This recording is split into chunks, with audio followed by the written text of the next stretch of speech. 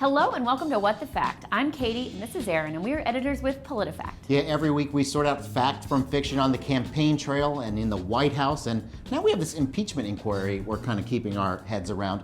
This week we're going to take a look at a campaign ad. It's a big one. It's really the first election ad from Donald Trump, and you might have seen it during the World Series if you were watching the Nationals beat those Astros. In the claim and in the ad, Donald Trump makes a number of specific kind of statements. One that really caught our attention, a big one, was about illegal immigration. Here's what he had to say. President Trump is changing Washington, cutting illegal immigration in half. All right, Katie, let's just get into this. So Donald Trump in this ad claims that he cut illegal immigration by half. The ad cites something from Fox News from September of 2019. If you read that very small type, we're not going to take the word for it of the ad makers or necessarily Fox News, so we wanted to put this on the Truthometer. Katie, what do we find? Okay, so Trump isn't talking about apprehensions before and after he came into office, which I think a lot of people would assume.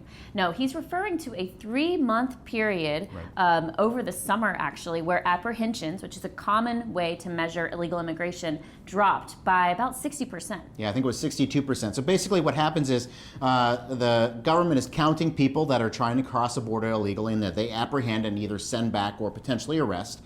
And in that 3-month window, they saw a 62% decrease. But when you talk to experts, they kind of en masse say, well, that's not the way to do it. The best way is to either compare it to year over year or even going better, looking at from when Donald Trump took office till now. Well, the numbers look way different. In fact, if you just compare fiscal year 2019 to fiscal year 2018, actually the number of immigration apprehensions has more than doubled. And I think so far, President Trump's annual average is actually higher for apprehensions than during the Obama years. You would not get any of this from watching the ad, which is why it left a lot of journalists and citizens puzzled about what he was talking about. Well, as fact checkers, we're not going to be puzzled by that, however, Katie. So how do we rate this claim on our Truthometer?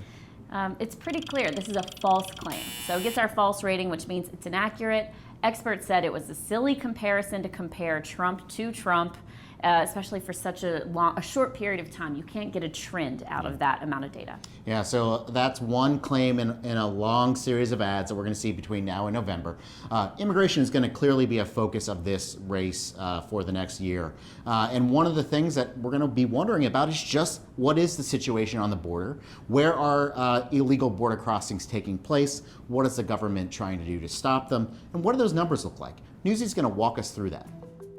The number of people apprehended along the U.S.-Mexico border in the 2019 fiscal year more than doubled from the previous year. We wanted to know where the highest number of illegal crossings happened. Illegal immigration is often tracked by the number of people apprehended between ports of entry. For the 2019 fiscal year, that number is over 851,000. A majority of those encounters, 61%, happened in the El Paso and Rio Grande Valley border sectors. The El Paso sector runs all along the southern edge of New Mexico and about 90 miles into the western corner of Texas. About 166 miles in this region have some kind of fencing. That includes the low vehicle barriers and the taller pedestrian wall. Illegal crossings in the El Paso sector spiked in the past year. It's unclear what caused the sudden increase, but geography may be part of the reason. The river near El Paso, Texas is shallow, making it easier to wade across.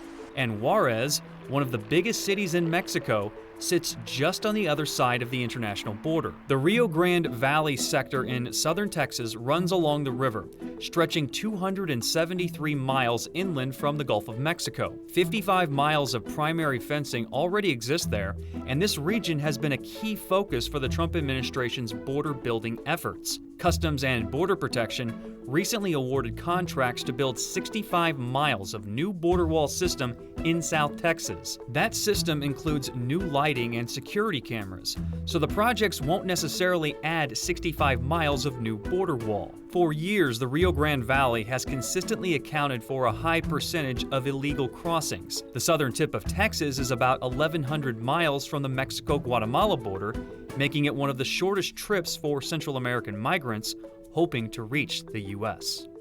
All right, thank you, Newsy. Now, Aaron, I think some people might not know that PolitiFact, we actually have a reporter dedicated to covering immigration. That's her job. So if you hear a claim about immigration and you don't know if it's true, email immigration@politifact.com. Of course, we're going to have our hands really full with a lot of other claims from the debates, from President Trump, the impeachment inquiry.